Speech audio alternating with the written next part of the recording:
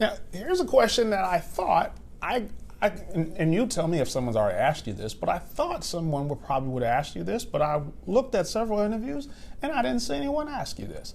So, have you caught flack for being a black conservative, given your family background?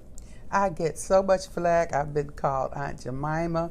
There was a really ugly meme of me as Aunt Jemima. You know, Aunt Jemima was a slave in the time of slavery, and she was a little bit running here and there.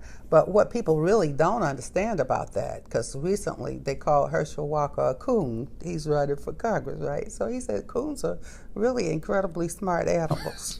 So I've been called everything but a child of God. But I've had to learn to love, to forgive. And I do get upset sometimes, and I have to call my friends and say, pray for me. Because I want to retaliate. I want to do something really ugly.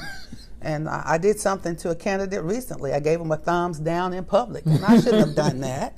That just was not right. And I did it because I was just on edge at the moment. So I have to remember, because every time I try to have disdain for somebody, God reminds me of what he brought me through.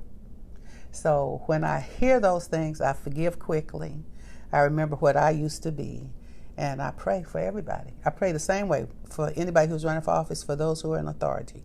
1 Timothy 1, verse 2, that they can have peaceful lives. That doesn't mean you have to vote for people who don't agree with your philosophy or your religious beliefs or something, but you should not be getting mad and angry with anybody. Mm-hmm.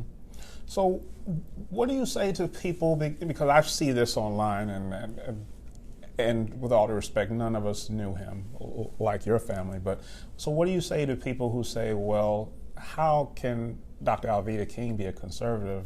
Dr. Martin Luther King wasn't a conservative. Well, my uncle, I love his quote, and I put it out recently, and I will do it over and over and over. So this is something that my uncle, is a quote from him that I actually embrace. So I put it this way: pray and vote for the issues and the policies. Mm-hmm. Dr. Alveda King. So this is my uncle, Martin Luther King Jr. I don't think the Republican Party is a party full of the Almighty God, nor is the Democratic Party. They both have weaknesses, and I'm not inextricably bound to either. He was not a Democrat or a Republican. Oh, how about that? He actually was not.